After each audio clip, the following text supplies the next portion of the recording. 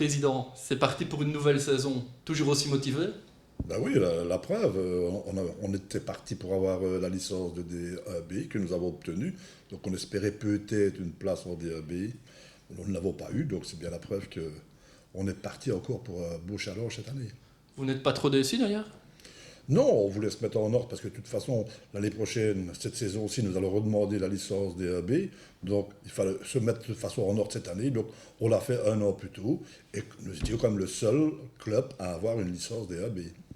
Il y a d'ailleurs des sièges dans le stade en plus, c'est lié à ça? Oui, ben, au départ, pour la licence DAB, il fallait 1500 places assises. Nous en avions 1200, donc on a rajouté 300. Et maintenant, ils viennent de supprimer. On redescend à 1200. Donc l'objectif cette saison, c'est la montée. Ben, je pense que on est en train de former une équipe qui pourra jouer la montée. Maintenant, le réussir, c'est une autre chose. Mais nous jouerons pour les premières places. Monter en 2AB à court terme? Cette année va être l'année la plus difficile dans le sens où il n'y a qu'un montant. Par contre, l'année prochaine, il y aura 3 montants. Mais on espère quand même, cette année, pouvoir jouer la première place. Et la Coupe de Belgique dans tout ça? Ben, la Coupe de Belgique, dans le cadre visé, c'est toujours bien ou très mauvais. Donc soit on va loin, ou soit on se fait éliminer rapidement. Donc on ne tape pas spécialement là-dessus. Maintenant, c'est un bonus si on peut accéder le plus loin possible. Et avoir une belle affiche. Oui, mais ça, c'est toujours qu'il faut passer à ce moment-là au minimum 3 tours. Et là, on est loin. Alors il y avait 9 mois que l'équipe n'avait plus joué dans le stade de la Cité de Loin. Le soulagement était grand mardi, non? Oui, mais ça fait du bien à tout le monde, quoi.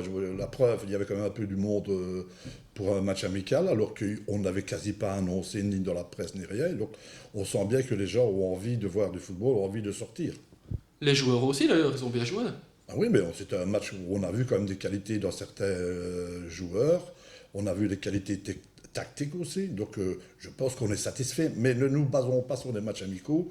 J'ai déjà vu des équipes qui, en matchs amicaux, faisaient de mauvais résultats et malgré tout étaient dans les premières places du classement. Donc, un match amical reste un match amical, c'est la formation. Et puis le mercato est encore long. On peut encore s'attendre à des renforts supplémentaires? Mais nous avons actuellement un noyau de 20 joueurs. Nous espérons arriver à 25. Donc il y a encore place pour 4-5 joueurs actuellement.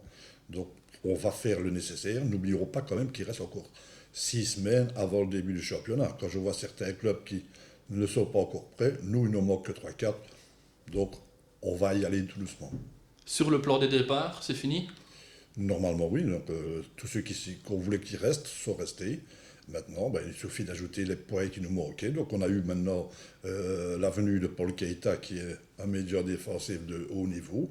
Donc les joueurs qui vont venir en plus doivent apporter un plus par rapport à nos joueurs actuels.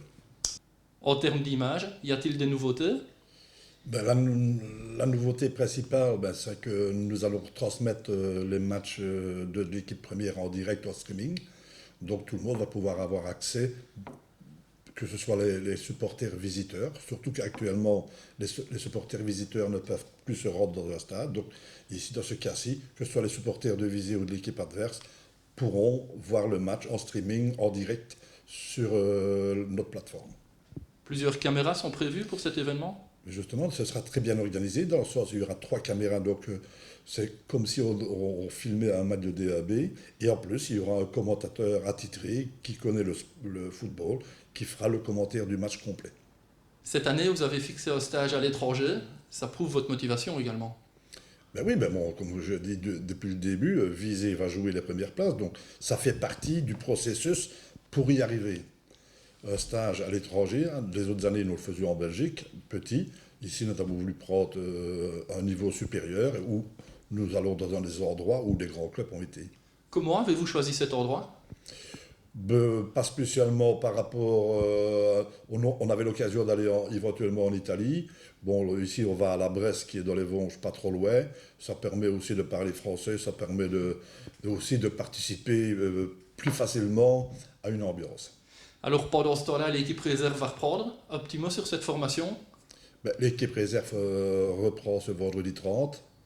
Mais bon, l'équipe réserve, le but est quand même de pouvoir, à un moment donné, faire évoluer 2-3 joueurs vers notre équipe première. Ça, c'est le but. C'est pour ça que cette année, les joueurs en équipe U21 sont principalement des joueurs entre 16 et 18 ans. Donc c'est des joueurs qui peuvent encore être formés éventuellement au cours un an supplémentaire l'année prochaine. Mais je pense qu'il y a dedans certains joueurs qui ont des qualités déjà pour peut-être venir compléter le noyau de D1 national pour cette saison. On vous souhaite tout le meilleur, Guy Thierry, pour cette saison. Avec plaisir, merci.